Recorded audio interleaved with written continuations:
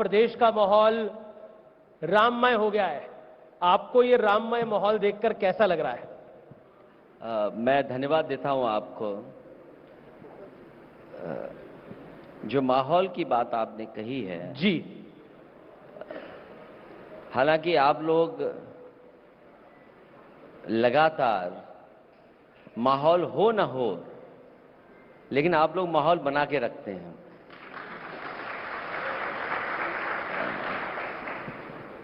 लेकिन आपको लग रहा है कि माहौल ये जबरदस्ती बनाया जा रहा है या ये राम युग की शुरुआत हो गई है? क्योंकि 550 साल बाद रामलला अपने घर वापस आ रहे हैं।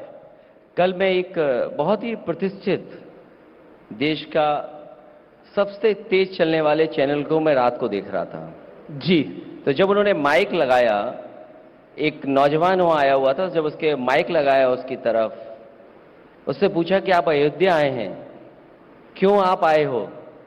तो उस नौजवान ने बहुत सीधी सादी भाषा में कहा कि मैं गोंडा से आया हूं, मैं आपको देखने आया हूं।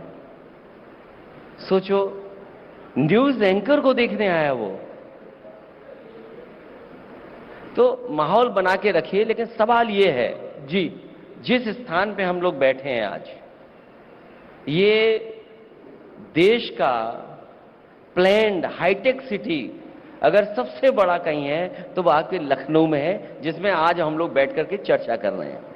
जी, लेकिन अब तो अयोध्या का प्लान भी दिख रहा है। सवाल ये उठता है कि चलिए, राम मंदिर तो सुप्रीम कोर्ट के आदेश पे बन रहा है, लेकिन अयोध्या में एयरपोर्ट तो बन सकता था, रेलवे स्टेशन का तो विकास हो सकता था, सरकारें आपकी भी थी, कई सरकारें सपा की रही। क्या आपको लगता नहीं है कि वहां पर एक चूक हुई? मैं आपसे ये बात कहना चाहूंगा कि विकास को कोई नहीं रोकता, विकास के पक्ष में है। और जहां आपने एयरपोर्ट स्टेशन की बात कही है, एयरपोर्ट जरूर बना है, हवाई पट्टी पहले से थी, और इस पुण्य काम के लिए किसी ने मना नहीं किया, वहां के किसानों ने भी नहीं मना किया, किसान भी आगे आए। लेकिन किसान की ये शर्त थी कि अगर इतने पुण्य काम के लिए उनकी जमीन ली जा रही है तो कम से कम 6 गुना सर्किट रेट का उन्हें मुआवजा दिया जाए। आपको ये सोचना चाहिए, क्या जिन किसानों की जमीन लेकर के वो एयरपोर्ट बना है, क्या इस पुण्य काम के लिए उनको इतना मुआवजा दिया गया? क्या आपने मुआवजे में भेदभाव नहीं किया? दूसरा, स्टेशन तो बनते ही हैं, बनेंगे, मुझे खुशी है कि उन्होंने स्टेशन बनाया। लेकिन आज मैं आपसे कहना चाहता हूं, जितने भी बड़े बड़े कथावाचक जी या रिलीजियस प्रीचर आए हैं, जी, आप आज भी पता कर लीजिए, सब वहीं पर जाकर के अपनी बात रख रहे हैं जो कभी समाजवादी सरकार में बना था, एक स्थान बना था, भजन स्थल बना था, जहां पर आप परफॉर्म कर सकें, कह सकें। आज जितने लोग भी आ रहे हैं, सब के सब जाकर के वहां अभी तक कार्यक्रम किए हैं। वहां अखिलेश जी, आपने बोला कि रेलवे स्टेशन, एयरपोर्ट बनने की आपको खुशी है, मंदिर बनने की कितनी खुशी है? नहीं, वो क्योंकि आपने पहले ही कह दिया कि कोर्ट के फैसले से बना है, और कोई भी हिंदुस्तानी होगा जिसको हिंदू मुस्लिम एकता की बात करनी है, किसी भी धर्म का कोई भी बनेगा, उसमें खुशी होगी।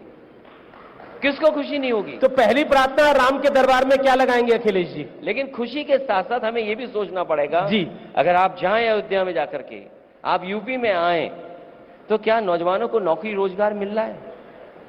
एक अयोध्या के कार्यक्रम में एक नौजवान खड़ा हो गया और कह रहा है कि बताइए, मैं सीवी लेकर के घूम रहा हूं, अपना बायोडाटा लेकर के घूम रहा हूं, मुझे कहीं नौकरी नहीं मिल रही, और नौकरी के लिए वेटर की नौकरी मैं करूंगा, मैं रेस्टोरेंट में जाकर के नौकरी करूंगा। आप अगर इतना बड़ा काम कर रहे हैं तो कम से कम नौजवानों को सम्मान का रोजगार नौकरी तो दे दो। आप सम्मान का रोजगार नौकरी नहीं दे रहे। जी, मेरा एक सवाल है कि निमंत्रण तो आपको भी मिला और आपने कहा कि ये बीजेपी और आरएसएस का कार्यक्रम है, विपक्ष भी इस बात को कह रहा है, निमंत्रण अस्वीकार करा, वो कहानी किस्सा क्या है पूरा? अगर निमंत्रण में भी राजनीति करेंगे, मुझे याद है आपके ही किसी साथी ने मुझसे पूछा कि विश्व हिंदू परिषद के बहुत बड़े एक नेता ने आपको निमंत्रण दिया है जी, और आपसे मिले हैं। मैंने उसी समय कहा कि मुझे किसी से निमंत्रण नहीं मिला, न मुझे कोई नेता मिला है, तो जब उन्होंने जाकर के विश्व हिंदू परिषद के नेता से पूछा तो उन्होंने कहा कि मैं निमंत्रण देने नहीं गया था, मैंने कोरियर से भिजवाया। जब मैंने अगले दिन उनसे पूछा कि आपने कोरियर से भिजवाया, उसकी कम से कम रिसिप्ट तो दे दें, तो जब मैंने रिसिप्ट मांगी तो उन्होंने कोरियर से नहीं, अयोध्या से स्पीड पोस्ट से मुझे भिजवाया था। तो सोचो राजनीति कौन कर रहा था इस पर? जो लोग निमंत्रण में राजनीति कर सकते हैं, तो वो सोचो राजनीति और जगह क्यों नहीं करेंगे। लेकिन निमंत्रण आया, निमंत्रण तो आपको मिला, चाहे स्पीड पोस्ट से ही मिला, तो आपको नहीं लगता जाना तो चाहिए था? रामलला बुला रहे हैं, 550 साल बाद मंदिर बन रहा है, अगर चले जाएंगे तो क्या हर्ज हो जाएगा?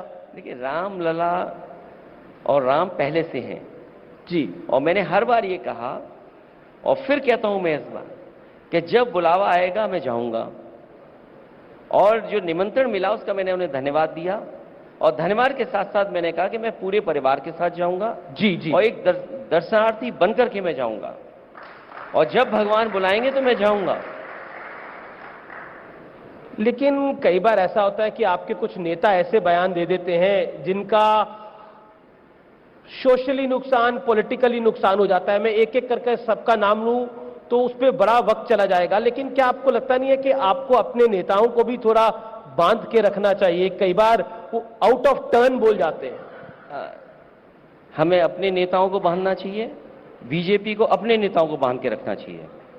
क्या मां सीता के बारे में टेस्ट ट्यूब बेबी आप बोलेंगे? क्या मां सीता के लिए आप टेस्ट ट्यूब बेबी बोलेंगे?